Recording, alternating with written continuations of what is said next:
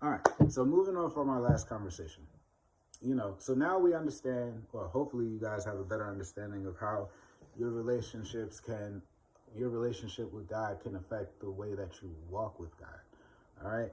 Now, to be fair, I know I'm just starting out with these videos, and there'll be room to improve on these later on. All right.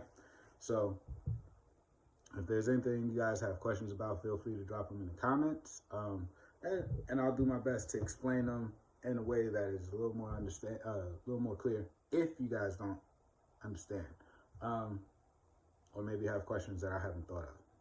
So let's talk. So now we got that out of the way. Let's talk about isolation and separation from everyone and everything that we once enjoyed, and why that matters, and what it's really about. So, and this is going to go across the board for everybody, but I think this will really help my new converts. All right, now, back before I got to actually know Christ, and God like I do now, I used to be into the occult, into witchcraft, astrology. That's why I have some of the tattoos that I have. I realized that in walking away from all of that, it's kind of like becoming unglued to the world, right? The more you try to walk away from something, the more static and the more friction that you get on your way out. So with that said, it'd be like this. I'm trying to get away, especially when you're getting away from like toxic relationships. The as you start to pull away from things like that, and you ask God to help you, and He starts leading you, and He starts guiding you the ways that He needs you to go, things start happening. For example, maybe you go to church, get baptized, and everything is great for that one day, right? Because you've been anointed with the blood and the oil of Jesus, and the anointing is slowly starting to develop on you, right? And as you walk, at about a day or a week after that, I don't know, your goldfish dies, your car breaks down, bills start coming out of nowhere, right? Understand that what these are they're attacks from the demonic. Honestly, there's no other way to put that, right? And it's part of what you got to go through in order to become whole in God. I mean, and it's not limited to those things. Maybe a girlfriend, boyfriend broke up with you and broke your heart or something like that. I don't know. Whatever the case may be, you're always going to go through some sort of attack because you decided to turn away from everything that you used to do, right? So it's always going to be a tough process coming out of it. And for others, it may be, everybody just falls away from you. I mean, maybe they stop talking to you as much, or they stop hanging out with you at all, or whatever the case may be. You don't enjoy half the things that you used to do anymore. For me, it was smoking weed. Ah, man, I used to love smoking weed. I used to love smoking weed. But I got to a point in my walk where I couldn't do it anymore. I rolled up with my friend, my bro, Dante, or a former bro, I guess. And we were sitting in the car one day, and we rolled up, and this happened over a couple of days. And at first, I thought I was going crazy. We rolled up the first day, and it was just, I noticed that the smell was different, the taste was different. It was just weird. I couldn't do it. The second time we did it, I wasn't interested. I wasn't nearly as interested. Like, the less I wanted to do it, I noticed the more that he was wanting to do it. And, I thank God for breaking me out of that, because I can understand how crazy that can be, being in a position where You gotta have it constantly. And it's because, and a lot of people do drugs not because it's it's fun to do. I mean, some may do it because of that, but most of us that did it and do it still, for those of you that don't know and don't understand, the reason why we do it, or the reason why I did it at least, was to kind of cope with all of the things that I have been through up until that point, to help cope with the stress and things like that. But I realized that the more that I tried to, the more stress I was under, the more I would smoke. And I wonder sometimes if I would low-key look for stressful situations just to have an excuse to smoke. That's a good question. I don't know. But as I became more involved with my relationship and my walk with God, there was a day that came when we sat in the car and we met up like usual, and I just didn't want to do it no more. I did. And it's not because I hated it or anything, because like I told you, I love to do it. But I just couldn't no more. It's something in my spirit would not allow me to. I couldn't stand the smell of it. And I thank God for that, man, because if I still had that urge to do it, I don't know where I'd be. I don't know where I would be, honestly. And I'm not downing anybody that still does it. You know what I mean? It is what it is. It's your walk. I can't tell you how to walk. I can only tell you what I've been through in my walk, right? So, and I also realized that as I stopped doing it, I started losing friends. The people that I hung out with, the people that I talked to at work, you know, as I got more involved with it, I lost my urge for weed. I lost my urge to be around, not necessarily be around people, but to be around fake people. Fake people are hazardous to your life, to your walk, to your purpose, definitely to your purpose, right? Because they'll always want to do whatever it takes to throw you off your game, or they'll fake support you, or they'll support you up until a point, right? And that goes with, that's not just friends, that's family members, that's co-workers, it's whomever, really. It's a people thing, not necessarily a relationship thing. Even a stranger on your street, you could be having a good day trying to bust down this 3-mile jog, this 3-mile run to help get your cardio up so you can lose weight or something, and somebody will try to ruin your day by cussing you out, flipping you off, or whatever the case may be, right? And if you're just starting out, it can be demoralizing. You know what I mean? Anyway, this is why it is important that you don't look at all of these things, all of these people leaving your life, all of these situations coming at you all crazy.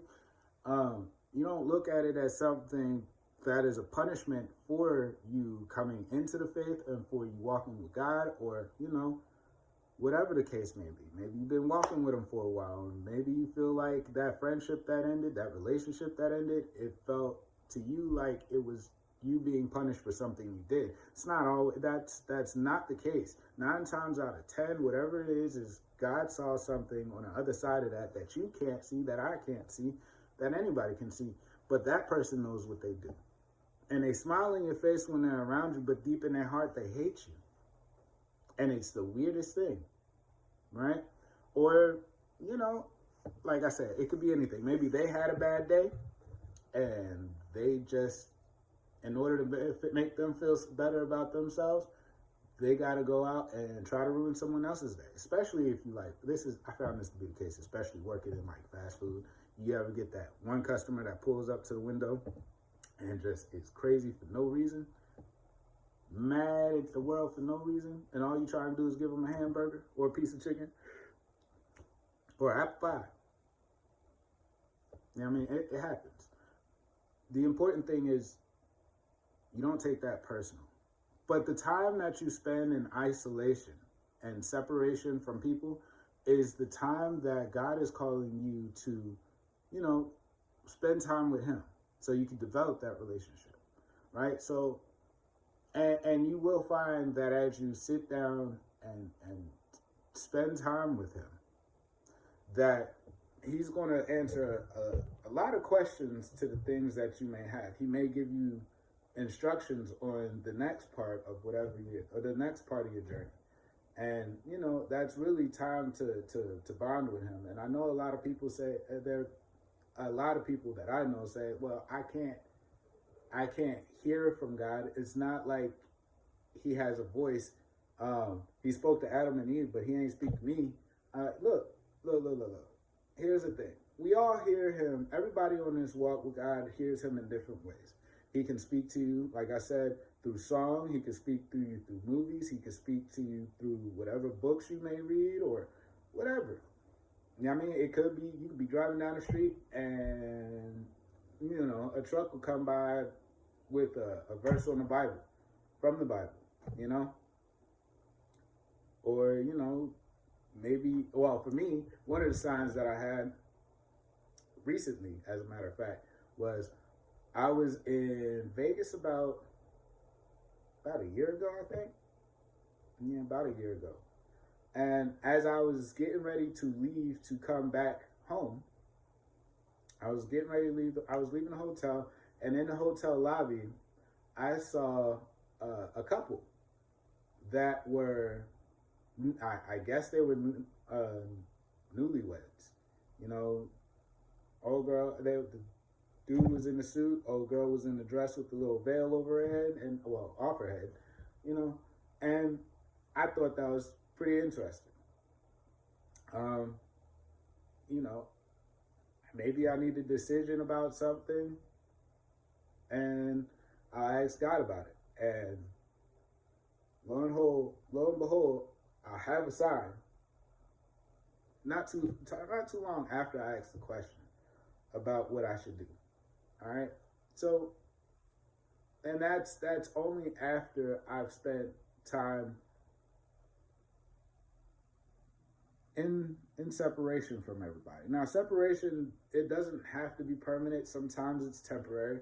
Absolutely.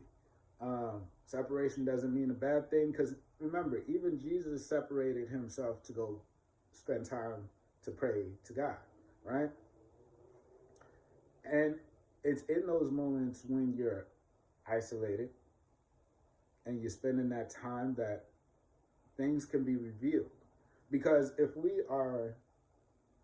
when we are separated from all the distractions, it makes it easier for us to focus on our connection. And the more we focus on our connection, the stronger it becomes. The stronger the connection, the better our lives become. Our things around us can and often do improve tremendously. Even if it's incrementally, things can go from being incrementally different to drastically different. You know what I mean? And it all depends on where we put our focus. The Bible says where a person's heart is, I believe it's wherever their heart is, their treasure is. So if your heart is in God, towards God, then your treasure is going to be stored up in heaven, right? So, I mean, and isolation and, separation and isolation, time with God is a great area, a great place for you to do self-reflection, And for a person like myself who's always looking to improve and things like that, especially with myself, I mean, it's just the way that it is, man. Because I can't improve myself being around a bunch of people that are either doing the same thing or, are distractions, especially from distracting me from my relationship with God, right? Those distractions will keep me stuck where I don't want to be for a hot minute, okay? And it's until I decided to focus and until you decide to focus on that connection that you'll be limiting yourself to whatever else is going on around you. So when you are going through, especially through like transitions, during transitional phases, man, one part of your life is ending, one phase of your life is ending, one chapter is ending, and then you're finding yourself preparing for the new chapter of your life in isolation, right? And the isolation is never always permanent. Like you shouldn't ever isolate yourself forever, because a person that is by himself is always going to be in trouble, right? And if you are by yourself and not surrounding yourself with wise counsel, i.e., spending time with God and, and prayer and all of that, you're always going to fall down when you have troubles. But a two-strand cord, you and God, are not easily broken, right? And a three-strand cord, you, God, and maybe your spouse or your friends or whatever the case may be, it's even tougher to defeat, right? So you basically go into separation to spend time with God, to get revelation about where your next steps are. And then when you come out of that, you are more energized and you have a clearer sense of purpose in what you're going to do and what you need to do. And it makes life so much easier for you, especially when you've had that time to, first off, cut off most of the distractions, right? And kind of renew your mind. Because that's really what's going on when you're in isolation. You go through a lot, you got a lot that you need to unpack, because we all carry things in life. A lot of stress, a lot of worries, a lot of concerns, a lot of cares. And that time in separation with God is spent focusing on handing those things over to Him, right? That way, at least it should be. It should be focused on giving Him that and receiving instructions in exchange for giving up all of the worries and cares. God, listen, my finances are a trip this week. Or God, I don't know what's up with this cancer diagnosis. Or God, my family is in the hospital and I need you to take this worry, this concern, this care from me. How am I going? I'm gonna need you to help me meet this need, or I'm gonna need you to come through for me for the one time, or for the 20th time, or for the 50th time, whatever the case may be. And in that moment, you spend time reading His Word, and you'll get promptings, and some people hear from Him. I'm not going to say that I do. I mean, I hear from Him definitely in different ways. It could be whatever book I'm reading. I'll be reading like a random book, and I'll come across a paragraph that'll stop me in my tracks and make me reread it again and reread it again, because it's just so good, right? And it speaks to whatever I'm going through right now, or at the time, whatever the case may be. From there, I get a revelation, and that revelation will help me carry on and help me understand maybe what I'm facing at the time. Matter of fact, great example of this was as I started coming out of my little funky dunk ways of being toxic. I read this book by Jen Sincero.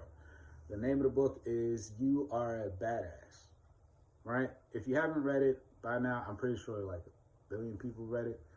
Read that book, honestly. And it talks about a lot of the beliefs that we have about ourselves, and,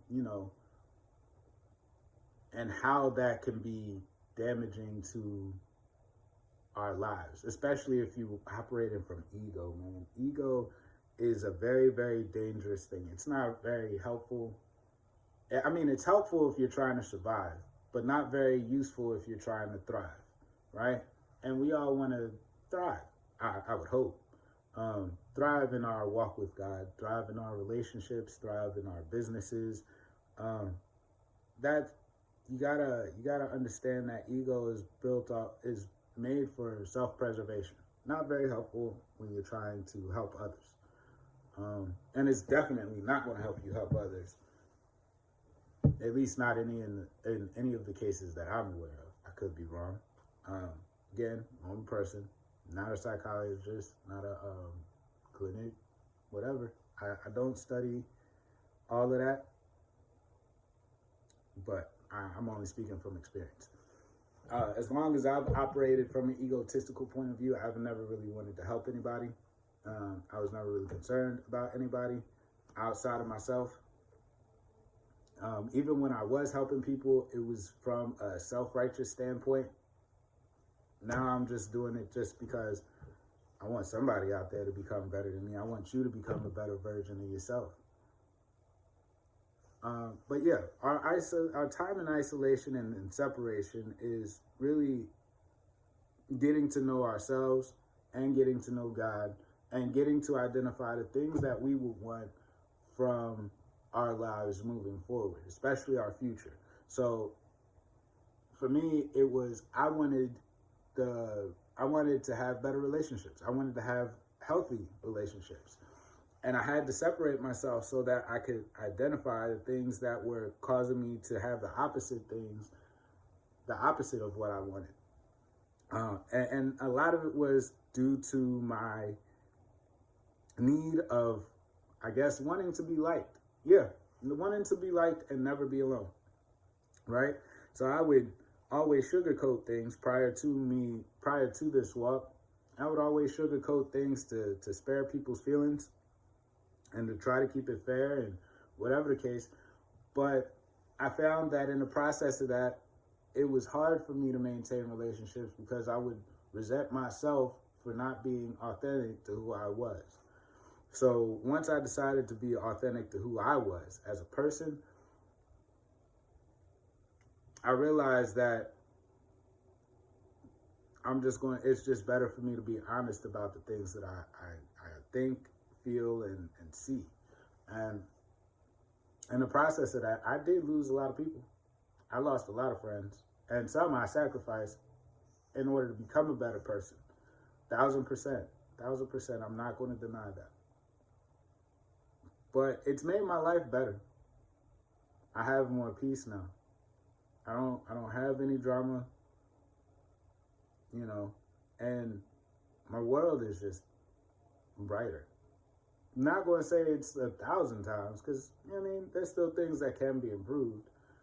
But I always take the time to separate myself from the world and try to get, and reorient myself, Is this what I want to do? Am I on track to doing what I want to do? And I got times where I need to be real with myself. Listen, I'm procrastinating because X, Y, Z, and when you do things like that, when you're always self-evaluating, it's always going to be a better outcome for you because you get to come up with answers, Is this really helping me? Is there a better way to do this? How have some people have done it, and how can I make it work for me? And what is this here to teach me? As far as I have questions like that going on in my mind, and what can I learn from this? How can I improve? There's so many questions, right? It helps as long as you reorient yourself and do self-inventory, man. You'll find yourself improving your life in ways that you've never thought possible. And when you start doing that, it will change your life. And you'll be grateful that you did. You'll develop hopefully you will develop an attitude of gratitude, because the more thankful you are and the more grateful you are for doing the things, for experiencing these changes, the more you'll want to experience these changes, right? And it changes you for the better. And the people around you could see the changes in you, and they'll want to, I was a crazy person before. I'm not as crazy as I was. I'm definitely not toxic. But me moving from that toxicity, removing all of the toxic stuff from my life has got me love from a bunch of people, my neighbors, my friends, some of my enemies. You know what I mean? I got love now because I took time to improve upon who I once was. You know what I mean? My old me has been dead and gone for a while now. And there's always going to be parts of me that are going to die off, that will need to die off. I'm not saying that I'm 1,000% reformed. I'm not saying that I'm 1,000% changed, because I still have habits. I still have things that I do that I probably shouldn't. And brutal honesty is one of them, I suppose. And you know, things like that. But it all depends on what your end goal is. Like, for me, my end goal before I die, honestly, is to leave here changing the lives of at least a couple people. You know what I mean? At least get my worldview, my view on life out the way. Because there's 1,000 people that die every day with their purpose unfulfilled, with knowledge that they chose not to share, or maybe didn't get a chance to share. You know? So as long as I can change the life of somebody, I'll be good. Anyway, that's pretty much all I got to say about that. The next video we'll be talking about hold on, let me check my paper right here. Oh, protecting your peace as you grow. Okay? All right. Anyways, peace.